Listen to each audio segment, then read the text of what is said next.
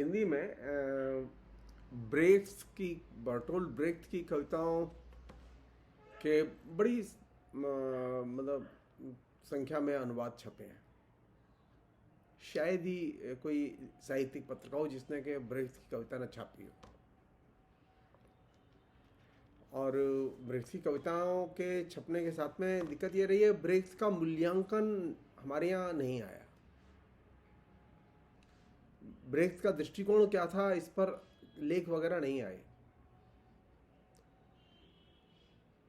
हम लोगों ने पिछला एपिसोड हमने ब्रेख्त के जो है एपिक थिएटर को लेकर किया था, उसी कड़ी में ये दूसरी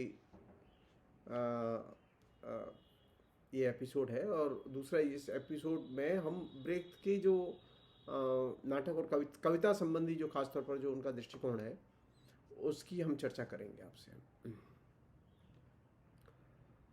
ब्रेख्त ने द्वंद्वात्मक भौतिकवाद के आधार पर नाटक और कविता के मानदंड बनाए नहीं, बल्कि उन्होंने इस बात पर जोर दिया कि कविता के लिए जनतंत्र और स्वतंत्रता ये अनिवार्य धारणाएं हैं। और ये दोनों ही चीजें, जनतंत्र और स्वतंत्रता, समाजवाद के निर्माण के लिए भी अनिवार्य धारणाएं हैं।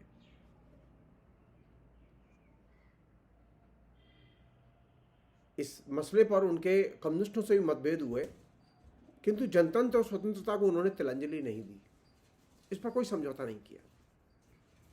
जनतांत्रिक अनुशासन को सबसे बड़ा अनुशासन माना और स्वतंत्रता को सृजन की धुरी बनाया।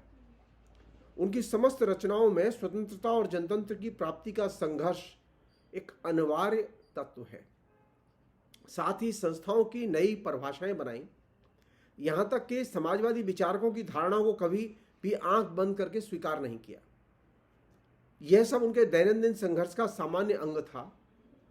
इस संघर्ष में उनकी मार्क्सवाद के प्रति आस्थाएं मजबूत हुई।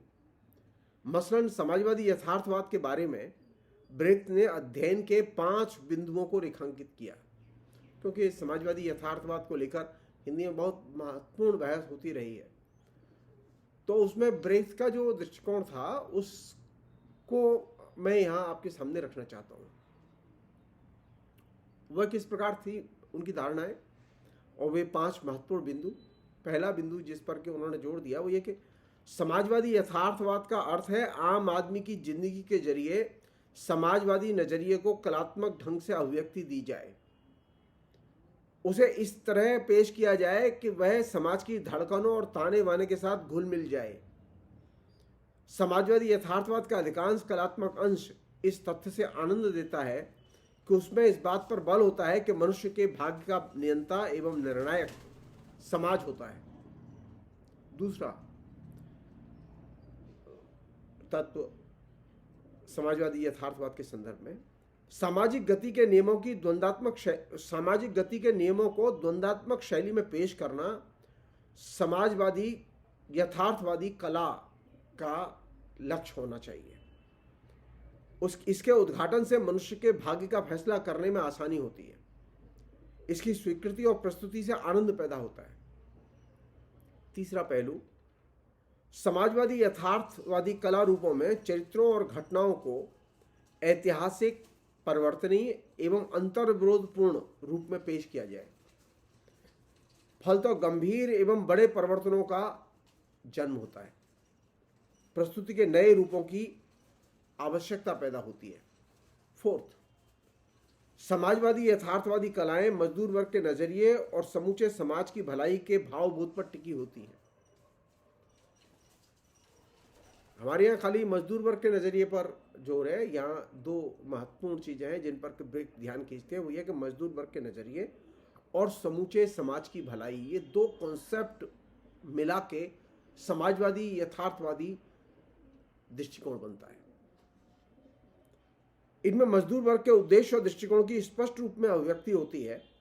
यह वह वर्ग है जो मनुष्य की उत्पादक क्षमता बढ़ाने में लगा हुआ है, सामाजिक परिवर्तनों की धुरी है।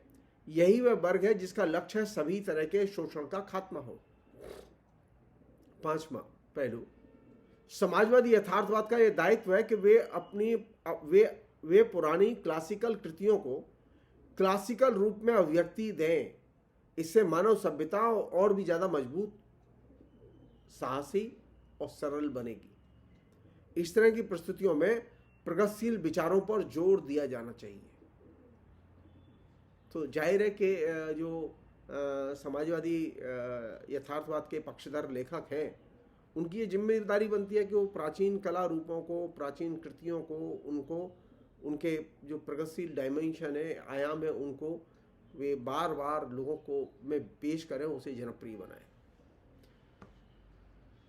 इसमें जो सबसे इम्पोर्टेंट पहलू है वो ये कि समाजवादी यथार्थवादी अतीत को भी छोड़ना नहीं चाहते और वर्तमान में जो सबसे डायनेमिक क्लास है, वर्किंग क्लास, मजदूर वर्ग, उसको भी छोड़ना नहीं चाहते। इन दोनों के बीच में तालमेल बना के ही काम किया जा सकता है। इन दोनों के कला रूपों को साथ में रख के, एक साथ पेश करके ही काम किया जा सकता है, और तभी समाजवादी यथार्थबोध का जन्म होता है। एक अन्य पहलू है जिस पर के ब्रेख्त ने ध्यान खींचा है, वो ये कि द्वंद्वात्मक रंगमंच एक तरह से प्रयोगधर्मी रंगमंच है।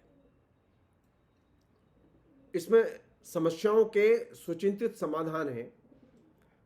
यह निर्देशात्मक एवं मनोरंजक दोनों बने, जिससे इस शताब्दी के बंधे हुए और अज्ञानी मनुष्य की मदद हो, जिससे वह समझ सके कि चीजें परिवर्तनीय हैं, मनुष्य को उन्हें बदलना है, मनुष्य को विश्व को बदलना है, और वह अपनी दुनिया का स्वयं मालिक है। ये धारणा रंगमंच कम्युनिकेट करे। रंगमंच में मौजूद वैविध्य को ब्रेख्त ने रेखांकित किया और उसे अच्छे स्वास्थ्य का लक्षण बताया। रंगमंच को एक ही तरह का नहीं होना चाहिए, जैसे रामलीला और रासलीला होती है ना, एक ही तरह की ना। रंगमंच जो है वो रामलीला रासलीला की तरह एक सार नहीं हो सकता, बल्कि वह वैविध्यपूर्ण होगा, और वैविध्यपूर्ण है। रंगमंच में मौजूद वैविध्य को ब्रेख्त ने रेखांकित किया और उसे अच्छे स्वास्थ्य का लक्षण बताया। उन्होंने लिखा कि कोट, गैर अरस्तुवादी रंगमंच तो रंगमंच का एक रूप मात्र है, इसका विशेष सामाजिक लक्ष्य है, इसका रंगमंच के संदर्भ में इजारेदारी का दावा नहीं है, अनकोट। यहां गैर अरस्तुवादी रंगमंच के बहाने ब्रेख्त ने द्वंद्वात्मक रंगमंच की तरफ ध्यान खींचा है। ब्रेख्त ने कहा कि कोट, मैं अरस्तुवादी और गैर अरस्तुवादी दोनों नाट्य रूपों का अपने नाटकों में इस्तेमाल करता रहा हूं, अनकोट। अपने समसामयिक रंगमंच के प्रयोगों को देखकर ब्रेख्त ने लिखा कि मैं महसूस करता हूं कि नाट्य लेखन के किसी एक रूप को देखकर हमें संतुष्ट होने की जरूरत नहीं है।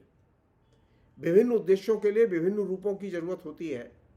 ये सभी नए किस्म की तकनीक की मांग करते हैं। साथ ही ध्यान रखें कि मैं अकेला व्यक्ति नहीं हूं जो ऐसी चीजें लिख रहा हूं, अनकोट। ब्रेख्त ने पुरानी रचनाओं की कभी उपेक्षा नहीं की और न ही उन्हें गैर जरूरी माना। रूपवादियों से प्राचीन धरोहर की रक्षा करने के संघर्ष के दौरान ब्रेख्त ने रेखांकित किया कि हमें पुराने नाटकों से भी सीखना होगा कि कैसे उन्होंने अपने युग के नए को किस तरह ठोस शक्ल प्रदान की। पुराने से हमें सीख लेनी चाहिए कि नए का निर्माण कैसे करें, अनकोट। इसी क्रम में ब्रेख्त ने वास्तविक खोज और शुद्ध शैली मूलक प्रयासों के बीच में फर्क किया। परिवर्तनशील यथार्थ के लिए लोकप्रिय एवं यथार्थवाद के रिश्ते को अपरिहार्य माना।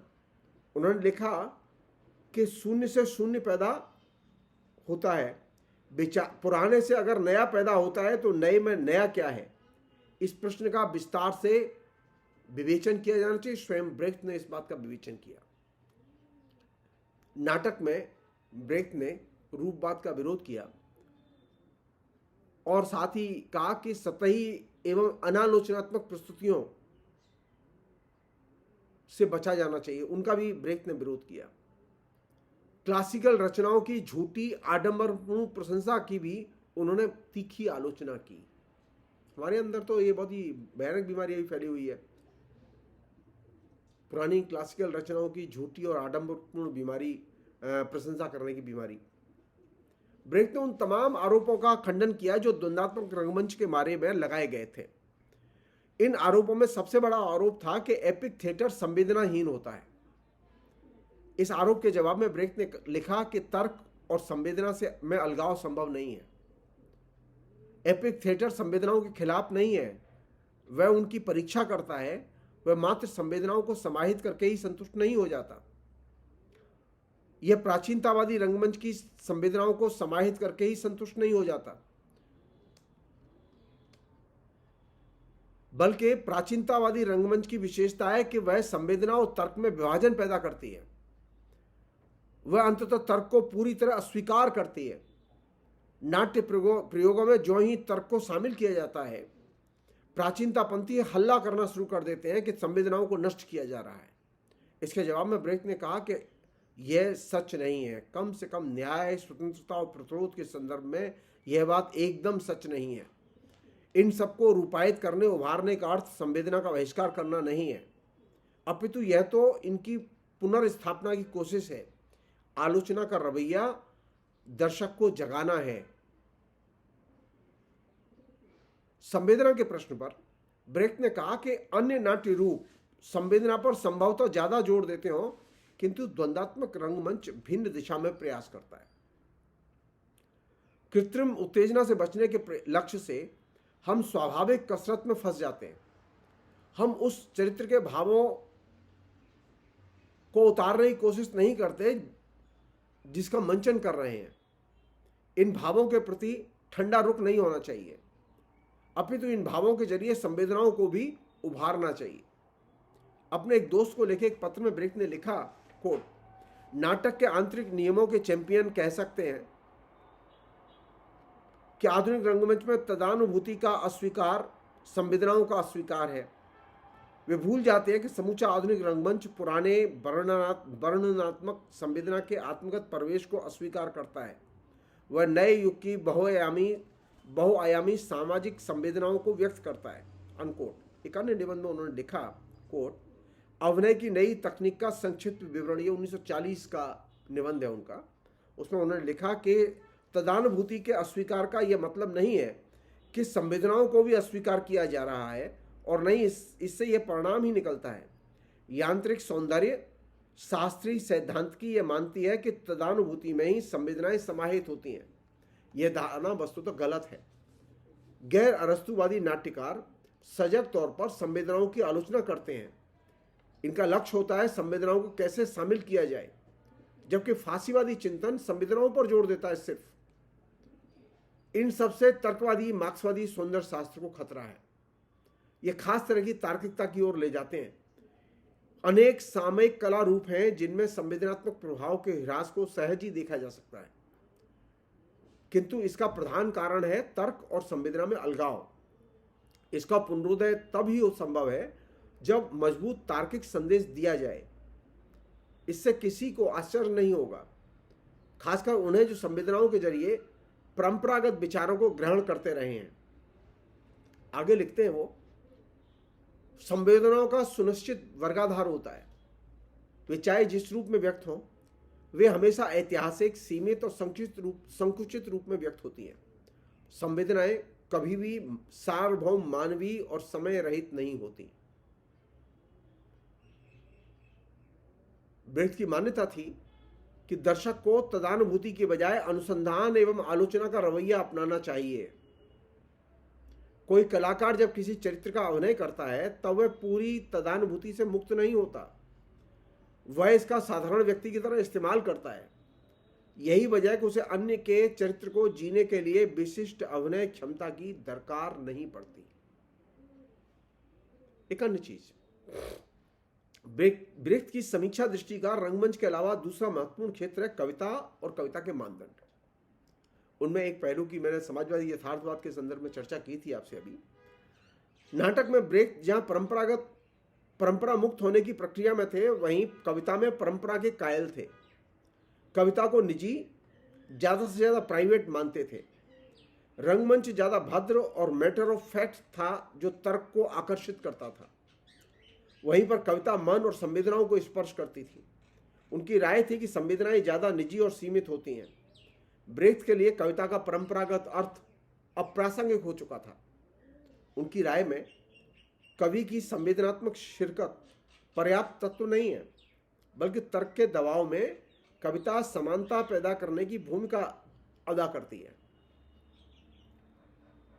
ब्रेख्त की ढेर सारी कविताएं उनके जीते जी अप्रकाशित थीं, क्योंकि कविता उनकी नज़र में निजी कार्य व्यापार था। कभी कभी दोयम दर्जे का कार्य व्यापार भी मानते थे। कवि की भूमिका पर विचार करते हुए उन्होंने लिखा, कोट, आम लोग कवि को विलक्षण और कुछ कुछ अस्वाभाविक व्यक्ति के रूप में देखते हैं। यह ऐसा व्यक्ति है जो सही अर्थों में अच्छी बातों के वायदे करता है। उन बातों को अन्य लोग बाद में पसीना बहाने या कष्ट उठाने के बाद स्वीकार करते हैं। अतः यह स्वाभाविक है कि कवि यह माने कि वह चुनिंदा लोगों में से नहीं है। अनकोट। ब्रेख्त की काव्य संबंधी मान्यताओं का बहुत बड़ा हिस्सा रोमांटिक कविता यानी और उसकी समीक्षा से निकला था। रोमांटिक कवि वर्dsworth को ब्रेख्त आनंद का देवदूत और पेटी बुर्जुआ कहते हैं। पेटी बुर्जुआ होने के कारण ही वह अंतर्विरोधपूर्ण प्रवृत्तियों को अभिव्यक्ति देता है। ब्रेख्त की नज़र में कला की भूमिकाएं व्यक्ति के अनुभवों को समृद्ध करना, अभिव्यक्ति अथवा संप्रेषण को समृद्ध करना, जो जनता में आगे बढ़ा हुआ है उसे बाद में जनता पीछे छोड़कर आगे बढ़ जाती है।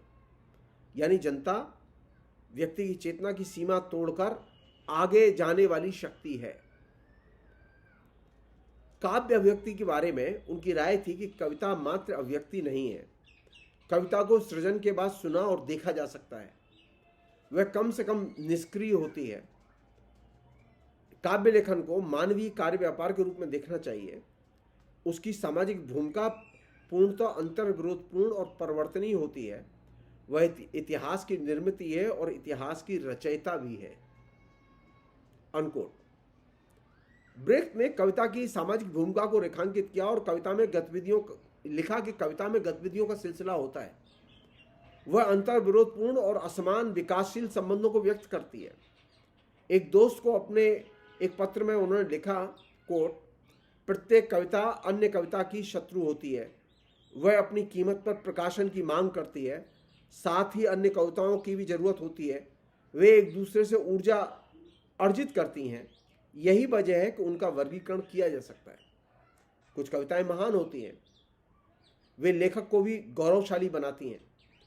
वे एक तरह से कवि की इज्जत या टोपी होती हैं। किंतु कविता में यह भी खतरा है कि कहीं वह कवि पर ही सवाल पैदा न कर दे, किंतु वह लिखे पर प्रश्न चिन्ह नहीं लगाती। यहाँ प्रश्न लेखक से जुड़ने का नहीं, कविता के संसार से जुड़ने का है। उन लोगों से जुड़ने का है जिनकी जिंदगी में वह आनंद लेता है, उसे बदलता है। अनकोट। अपनी आरंभिक दौर की कविताओं के बारे में ब्रेख्त ने लिखा, कोट, उन दिनों मेरी राजनीतिक जानकारी अपर्याप्त थी, किंतु मैं जनता के सामाजिक जीवन में व्यापक तौर पर व्याप्त अनिश्चितता से वाकिफ था। मैं सोचता हूं कि मेरा यह दायित्व नहीं है कि मैं सभी किस्म के हस्तक्षेप और विषमताओं को, जिनके प्रति मैं गंभीर और जागरूक था, उन्हें औपचारिक तौर पर खत्म कर दूं। मैंने उन्हें पकड़ कर अपनी कविता और नाटकों का विषय बनाया। यह कार्य मैंने उनके वास्तविक चरित्र और कारणों से जानने के बहुत पहले किया। मैंने पाठ को मात्र औपचारिक तौर पर पत्थरों को ठोकर मारने जैसी शैली में निर्मित नहीं किया, अथवा कविता की परंपरागत आनंद देने या सद्भावना पैदा करने वाली दृष्टि के विरोध में भी नहीं किया, अपितु यह दर्शाने के लिए किया कि मानवीय जिंदगी अंतर्विरोधी, जबरदस्त, संघर्षपूर्ण और हिंसा से भरी है। इसे रूपायित किया जाना चाहिए। ब्रेख्त। अनकोट। ब्रेख्त ने रोमांटिक कवियों की उस समीक्षा दृष्टि का खंडन किया जहां कवि पर उसके संदर्भ ज्यादा जोर देते थे। रोमांटिक कवियों के संदर्भ बहुत महत्वपूर्ण और वे ज्यादा उस पर जोर देते हैं। ब्रेख्त ने कविता के ऐतिहासिक तौर पर उत्पादन और सामाजिक भूमिका को अपनी आलोचना के केंद्र में रखा। ब्रेख्त ने कविता में पहले और राजनीति में बाद में हिस्सा नहीं लिया, बल्कि यूं कह सकते हैं कला के राजनीतिक संघर्ष का वह शुरू से ही अंग थी। इसी क्रम में परंपरागत काव्य धारणाओं का उन्होंने क्रांतिकारी रूपांतरण किया। मसलन कविता में संवेदनाएं व्यक्त होती हैं, किंतु वह इससे भी ज्यादा है या कम है। वह निजी मन की अभिव्यक्ति का माध्यम है, अव्यक्त सार्वभौम संवेदनाओं की अभिव्यक्ति का माध्यम है। वह अंतर्विरोधी संवेदनाओं को व्यक्त करती है। यह कार्य वह प्रत्यक्ष और भद्रता के साथ करती है। इसके लिए संवेदनात्मक फॉर्म या रूप तत्व ही उपयुक्त है। सौंदर्य शास्त्री सुंदरता को खारिज करने के बजाय ब्रेक ने उसे नए सिरे से परिभाषित किया। साथ ही अस्पष्टता और उलझने पैदा करने वाली बातों की तीखी आलोचना की।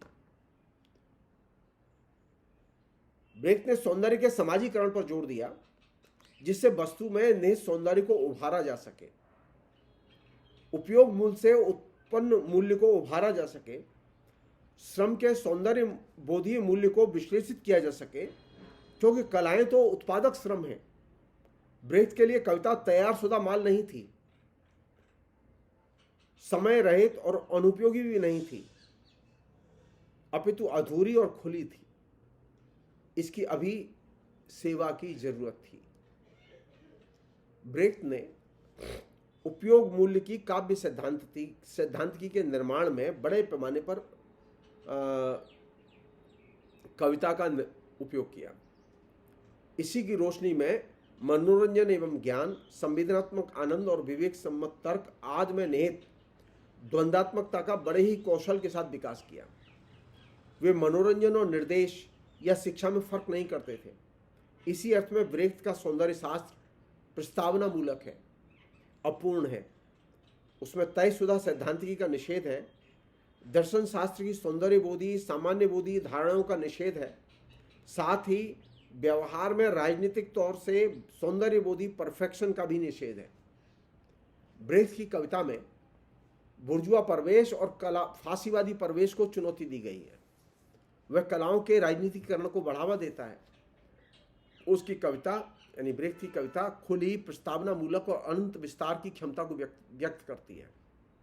ब्रेख्त कलाओं का राजनीतिकरण इसलिए करते हैं कि भविष्य में साम्यवाद आएगा।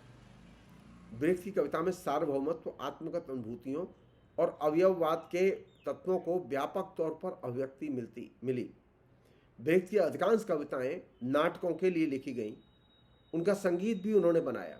वे अभिनय एवं घटना से अभिन्न रूप से जुड़ी हुई हैं।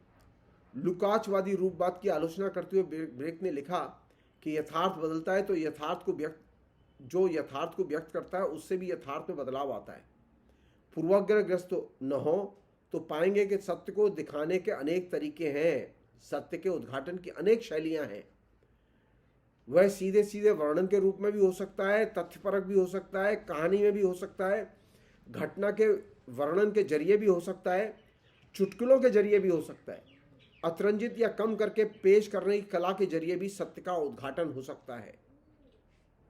ब्रेख्त की राय थी कि हम सीखना चाहते हैं, लोक कलाओं की क्या उपयोगिता है, इसे सीखना चाहते हैं। राष्ट्रीय, क्लासिकल, प्रगतिशील, बुर्जुआ रचनाओं और सोवियत संघ आदि से भी सीखना चाहते हैं।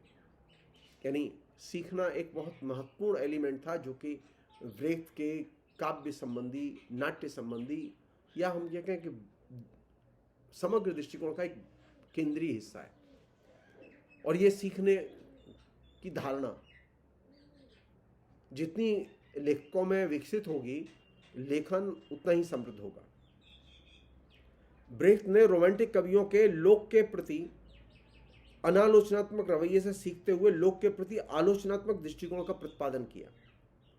वे लोक को यानी जनता को, समाज को लेकर हमेशा चिंतित और सजग रहे। इसके तथाकथित प्रामाणिकता, लोकप्रियता, लोकप्रिय विरासत आदि के दावों पर सवालिया निशान लगाया। अपने आलोचनात्मक नजरिए से ब्रेख्त ने कविता में विलक्षणता, आयरनी यानी विडंबना, सवालिया निशान और एपिक शैली का सामंजस्य पैदा करके एकदम नए काव्य प्रयोगों की तरफ ध्यान खींचा। उनके यहाँ ऐसे प्रयोग हैं जो कविता में पहले नहीं मिलते। इसके अलावा मुखौटे, मुक्त छंद और छंद आदि का भी उन्होंने कविता में बड़े पैमाने पर प्रयोग किया। ब्रेख्त ने वास्तविकता को कविता में केंद्रीय महत्व दिया। जिसे हम लोग रियलिटी कहते हैं, यथार्थ कहते हैं। आलोचनात्मक रवैये की इसको धुरी बनाया और कविता का लक्ष्य समाज की आलोचना करना है, यह चीज केंद्र में रखी। वे वर्णनात्मक छंद और सामाजिकता के अंतर संबंध पर जोर देते थे। वे अनियमित विषयों और विषयहीन छंदों के श्रेष्ठ प्रयोग करता थे। विषयहीन छंदों और अनियमित विषयों के जरिए सामाजिक हस्तक्षेप को प्रभावी बनाना, संकेतों को वस्तुओं की अभिव्यक्ति का माध्यम बनाना, संवेदनाओं, एटीट्यूड्स, उत्तेजना, तनाव एवं विडंबना को उभारना, यही उनकी कविता की बुनियादी बातें हैं। कविता के लिए वास्तविक विचार और भावुकता, ये दो तत्व उनकी नज़र में पर्याप्त थे। इसके लिए उन्होंने गली बाजार की जिंदगी के हवाले दिए हैं। किस तरह हॉकर चिल्लाकर माल बेचते हैं, राजनीतिक नारे कैसे प्रभावित करते हैं, विज्ञापन के नारे किस तरह अनुकूलित करते हैं, इन सबसे किस तरह काम का अभ्यस्त वातावरण बनता है, इन पहलुओं को कविता के जरिए उन्होंने रेखांकित किया। इसके अलावा ब्रेख्त ने आलोचनात्मक छंद के प्रयोग भी बड़े पैमाने पर किए हैं। यह एक तरह का मुक्त छंद का भाई है, किंतु पूर्णतः मुक्त छंद नहीं है। मानवीय कार्य व्यापारों का रूपायन इस छंद की विशेषता है। चेतना और संवेदना के अंतर विरोधों का रूपायन इसकी विशेषता है। यह मूलतः कविता की सामाजिक भूमिका परिभाषित करने वाला छंद है और ये आलोचनात्मक छंद ब्रेख्त का ओरिजिनल कंट्रीब्यूशन है। हमारे यहाँ तो अभी मुक्त छंद तक ही कविता और कविता की आलोचना घूम रही है। हम आगे बढ़े ही नहीं, देखा ही नहीं, हमारे लेखक ने देखा नहीं, कवि ने भी नहीं देखा। आलोचनात्मक छंद में अंतर विरोधों एवं विपरीतता आदि कविता के विभिन्न स्तरों पर दर्शाने की क्षमता है। यह राजनीतिक संभावनाओं का छंद है। यह बुर्जुआ व्यक्तिवाद की अभिव्यक्ति करने वाला स्वगत छंद से भिन्न छंद है। विडंबना, अंतर्विरोध, सहयोग आदि के उद्घाटन में इस छंद की प्रभावी भूमिका बन सकती है। यह सांकेतिक छंद भी है। इससे संपूर्ण कलात्मक रूप का उद्घाटन होता है। यह अंतर्विरोधपूर्ण स्थान या जगह का विचारधारा एवं भावना के स्तर पर कौन सा स्थान है, कौन सा स्थान होना चाहिए, इन सब का उद्घाटन करता है। यह वस्तुतः छंद का जनतंत्रीकरण है। ब्रेख्त की दृष्टि में जनतंत्र और जनतंत्रीकरण, डेमोक्रेटाइजेशन, इस युग की सबसे बड़ी समस्या थी और आज भी है। जनतंत्र, स्वाधीनता और जनतंत्रीकरण के विस्तार के बगैर समाजवाद असंभव था, ये ब्रेख्त की धारणा थी। यहां तक कि समाजवाद के भी जनतंत्रीकरण को ब्रेख्त ने अपरिहार्य माना। इस तरह उन्होंने सही अर्थों में सामाजिक दौर में मार्क्सवादी दृष्टिकोण से लेखक, नाटककार और राजनीतिज्ञ के रूप में जनतंत्र और स्वाधीनता को सर्वोपरि स्थान दिया। जनतंत्रीकरण को, रहस्यों को खोलने, पुराने को नए और नए को जनतांत्रिक नए में बदलने का रास्ता दिखाया। ब्रेख्त की नज़र में जनतांत्रिक रवैया ही मौजूदा युग के विकास की शक्तियों को और उनके विकास को संभव बनाता है। जनतंत्र में शिरकत के बगैर जनतांत्रिक बोध का निर्माण संभव नहीं है। स्वाधीनता की चेतना स्वाधीनता संग्राम में शिरकत से ही पैदा होती है। फांसीवाद विरोधी संघर्ष की चेतना फांसीवाद विरोधी संघर्षों में शामिल होकर ही पैदा हो सकती है, वो ड्राइंग रूम में पैदा नहीं हो सकती। उस संघर्षों में शामिल होकर ही उसमें पुख्तापन आता है। संघर्ष के बगैर अर्जित जनतांत्रिक चेतना वायवी और सतही होती है। ब्रेख्त की नजरों में इतिहास वही बनाते हैं जो इतिहास में शामिल होते हैं। इतिहास के बाहर खड़े होकर इतिहास का निर्माण संभव नहीं है। जनतंत्र और आलोचनात्मक रवैया इस युग की सबसे बड़ी पूंजी है और इनसे कोई भी समझौता सांस्कृतिक परिवर्तनों को विलंबित कर सकता है। इस परिप्रेक्ष्य में देखें तो ये ब्रेख्त बहुत बड़े सर्जक, जनतंत्र रक्षक और बेहतरीन इंसान नजर आते हैं। ब्रेख्त की द्वंद्वात्मक शैली जनतंत्र से जुड़ी है। जनतंत्र के बगैर द्वंद्ववाद नहीं और द्वंद्ववाद के बगैर जनतंत्र का अध्ययन एवं विकास संभव नहीं। यही ब्रेख्त की सबसे बड़ी देन है। बहुत बहुत शुक्रिया। Thank you.